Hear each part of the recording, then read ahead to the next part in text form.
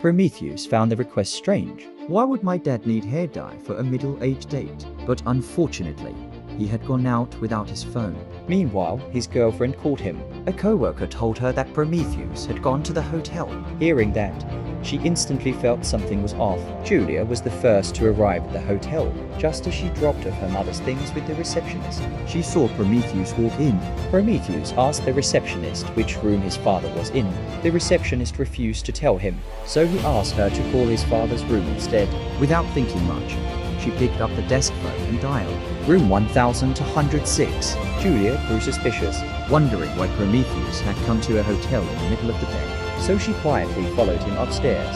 Just as they got up there, Veta came down. But when Veta picked up her package from the front desk, disaster struck. The bag split open, spilling all her personal items on the lobby floor. Everyone was staring, flustered.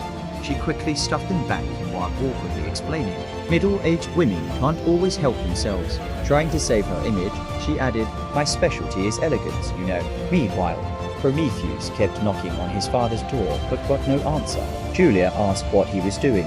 He confessed he had brought hair dye for his dad. What coincidence. I came here to deliver things for my MOM. Looks like our parents are more modern than we thought. Prometheus then asked Julia if she had a spare key. He just wanted to drop off the dye and leave. At that moment, a cleaning lady passed by. Julia came up with a clever idea. She suddenly hugged Prometheus and told the cleaning lady how he got stuck inside the room. The lady believed her completely and opened the door for them. Clever tricksters indeed. Meanwhile, Onida, unable to find his son, had to cover his eyebrows with a magazine and return to the hotel. At the door, he bumped into Veta, realizing that Onida had gone through all that grooming just for her. Veta couldn't help but laugh and feel touched. The two started chatting and soon sparks were flying. One thing led to another, and they couldn't hold back anymore. Inside the room, the two young ones heard the commotion. Startled, they hid behind the curtain again.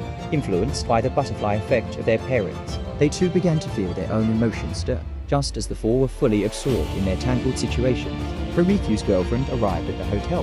This time, the receptionist had learned her lesson and refused to reveal anything. But Prometheus' girlfriend was quick-witted. She let her dog sniff Prometheus' hand. The dog picked up a scent and quickly led her to the room. What are you doing here? She exclaimed. The two people on the bed jumped in shock. Oh, hello Uncle Onida. What a coincidence. Hello, dear. Meanwhile, Prometheus thought he was safe hiding behind the curtain, but the damn dog caught his scent and dragged him right out. It was so awkward.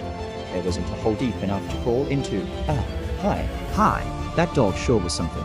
Luckily, no one else found out. Julia secretly slipped out the window to escape.